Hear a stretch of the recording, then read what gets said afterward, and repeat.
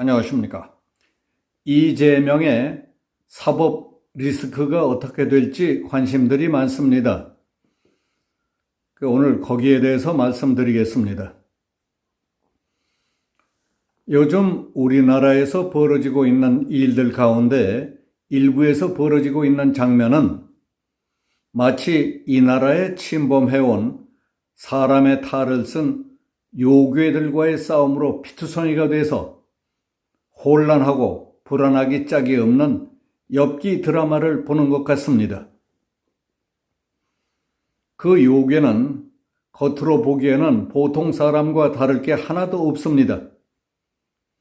그러나 말하고 생각하고 행동하는 것을 보면 그동안 어디서도 볼 수 없었고 듣지도 못하던 고약한 잔꾀, 술수, 거짓말로 완벽하게 무장하고 가는 곳마다 처참하고 악랄한 사건, 사고를 서슴지 않고 저지르고 있습니다. 그리고 자기가 저지른 끔찍한 사건, 사고들이 들통이 나더라도 언제 어디서나 오히려 당당하고 더 기세등등하게 큰소리칩니다. 인간의 탈만 썼을 뿐 원래 요괴로 설계된 물건이기 때문에 가능한 일일 것 같습니다.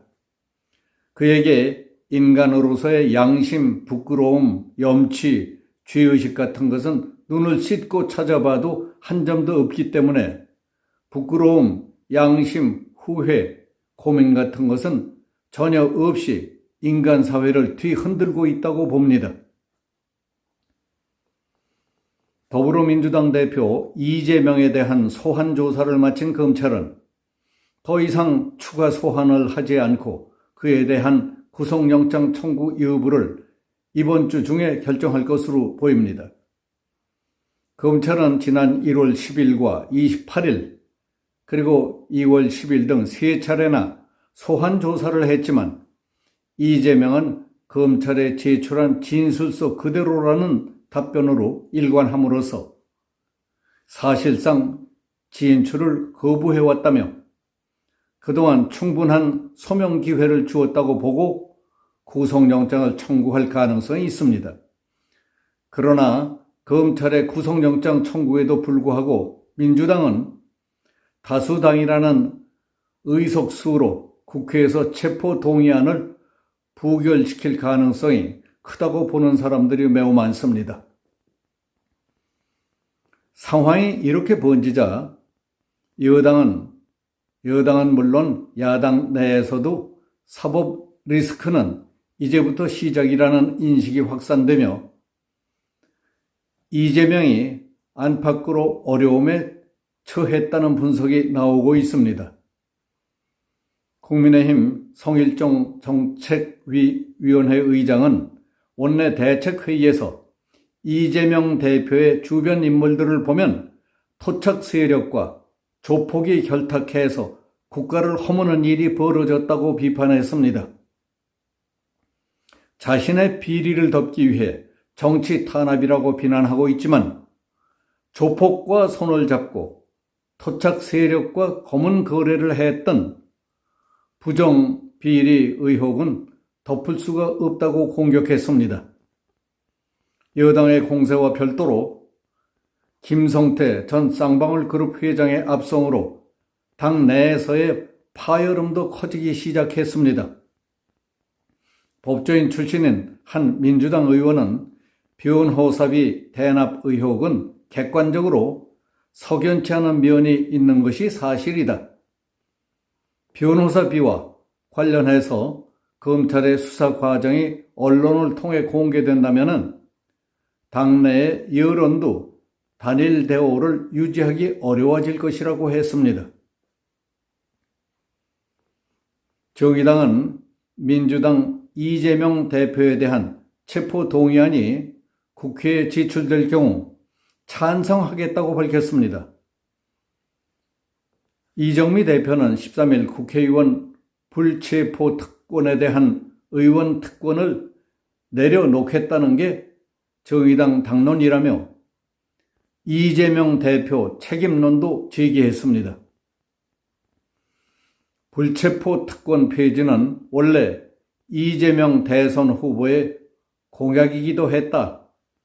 신뢰받는 정치를 만들기 위해서는 정치인들부터 자기가 한 말에 대한 책임을 지는 것이라고 강조했습니다. 지금 전해드린 대로 우리나라 정치 상황은 1제명과 3상민의 싸움이라고 요약할 수 있겠습니다. 169석의 거대 민주당 대표 이재명은 행정자치부 장관 이상민에 대한 탄핵소추안을 가결시켰습니다. 그러나 이상민 행정부 장관과 성명이 똑같은 민주당 5선인 이상민 의원은 국무위원에 대한 탄핵소추는 그가 헌법과 법률을 위반한 중대한 위법이 있을 때만 가능하다. 그런데 이 장관은 그러한 중대한 위법이 있음을 찾아볼 수 없다. 따라서 헌법재판소에 가면 기각될 것이 확실하다. 민주당에 몇 명의 율사들이 있는데 그들이 사법시험 공부를 할 때나 사법연수원에서 헌법 공부를 도대체 어떻게 했는지 의심스럽다. 만약 내년 4월 총선 전에 헌법재판소에서 탄핵 심판이 기각될 경우 민주당은 총선에서 폭망할 것이다. 이재명 대표의 수사를 막기 위한 탄핵 소추는 부당하다고 이 대표를 비판했습니다. 그리고 쌍방울 전 회장 김성태의 수행비서인 박상민이 송환됐다는데 그는 김성태의 휴대폰 6개와 서류 뭉치들을 갖고 있었답니다. 그의 귀국은 이재명에게 치명적인 일이 될 것이라고 합니다. 이제 이재명은 이상민 장관, 이상민 의원, 박상민 등 3명의 상민 때문에 꼼짝없이 망하게 생겼다는 얘기들이 퍼지고 있습니다. 기원전 221년 진나라가 육국을 멸하고 진시황이 천하통일을 한 뒤 늙지 않고 오래 살 수 있는 약을 구해오라고 신복들을 세상 곳곳으로 파견했답니다. 그때 삼신산으로 갔던 노생은 신선으로부터 귀한 예언서를 받아 판독해본 결과 망, 진자, 호라는 4글자를 밝혀냈습니다. 그 뜻은 진나라는 호 때문에 망한다. 오랑캐 호자, 오랑캐 때문에 망한다는 것이었습니다. 그래서 진시황은 북쪽 오랑캐를 막기 위해 만리장성까지 쌓았습니다. 그런데 지내놓고 보니 실제로 진나라를 망친 것은 왕위를 물려받은 아들 호해가 간신들 꾀임에 속아 넘어가 호화, 사치, 향락에 빠져 헤어나지 못했기 때문이었습니다. 노생이 그 두꺼운 예언서를 닳도록 읽어서 망, 진자, 호, 넉자로 압축 요약했듯이 내게 오늘 글을 보내주신 김영철 선배께서는 지금 벌어지고 있는 한국의 정치 상황을 넉자로 요약한다면 망, 명자, 민, 이재명이는 3명의 상민이 때문에 망할 것이라고 했습니다. 늪에 빠진 자는 발버둥질을 칠수록 수렁 속으로 깊이 빠지게 되어 있습니다. 이재명이 자기에 대한 검찰 수사를 피하기 위해 발버둥질을 칠수록 검찰의 수사망은 더욱 옥죄어 오게 될 것입니다.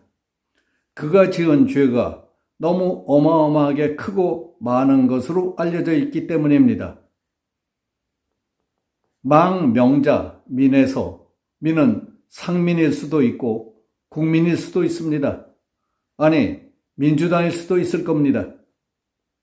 천망회회, 소위 불루라는 말이 있습니다.